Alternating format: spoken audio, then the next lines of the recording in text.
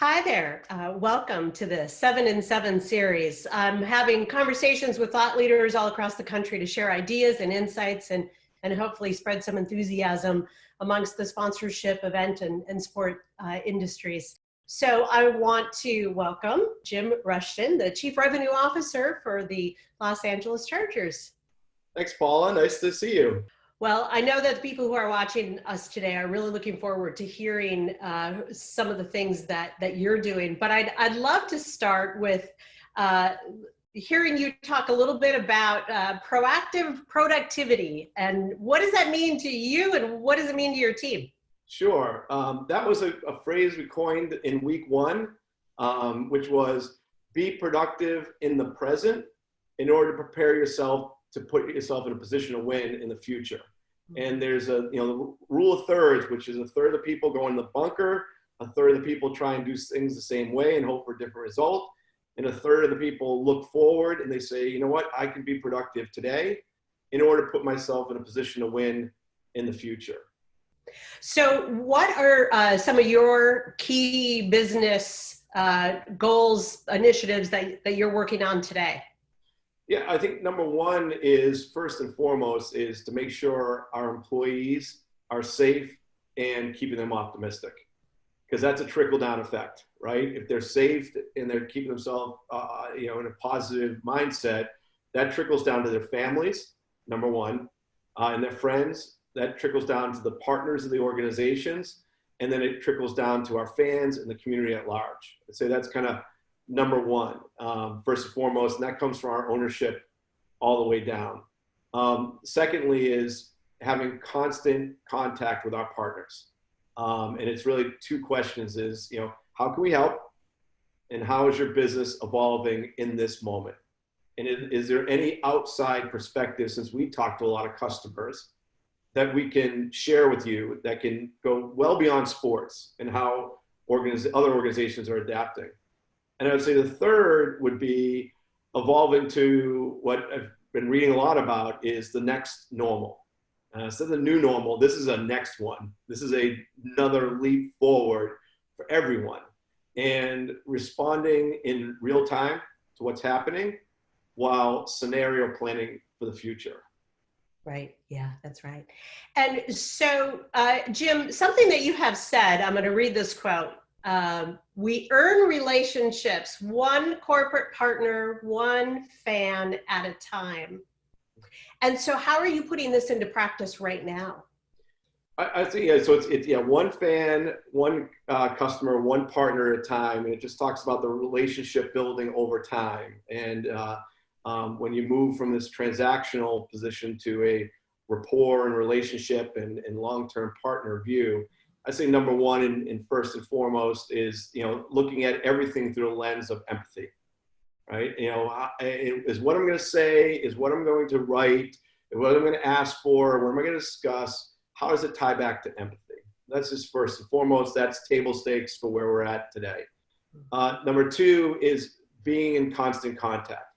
No matter how you fall within our ecosystem, whether you are a fan, a customer, or a partner, constant contact with weekly communications, updating them, providing content, because we also have to remember we're in the sports business. So we are in the business, but what makes sports great is it's a relief from everyday life. So how are we creating content? And then from the perspective of care and genuine care, we're a family-run organization at the end of the day. We're family-owned and family-operated. And how do you feel as part of the family during this situation? So I'm talking to a lot of people who are really struggling with how to have conversations with their sponsors. I'd love for you to talk a little bit about the importance of that communication.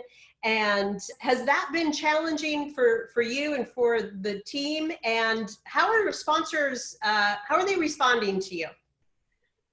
Great question. I think it's one of those things of, we talk about proactive productivity, and you can either be reactive when they call you, and you don't want to be in that position. And so we want to be proactive. And so at some point the call is going to happen about what goes on with our relationship with you. So we need to be first and foremost proactive with the underlying lens, of course, of empathy.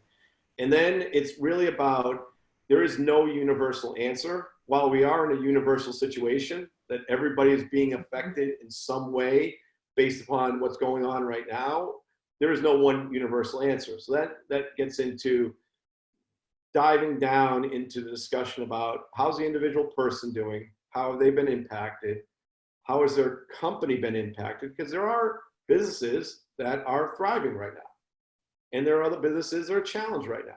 And then what's happening from an industry perspective.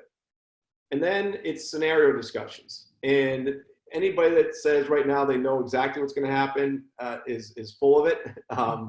But there are some basic frameworks that we can share with customers and say, here are the, we don't know which one's going to happen, but here's some high level views. So it gives them confidence that there is a plan, or at least a basic plan at this time.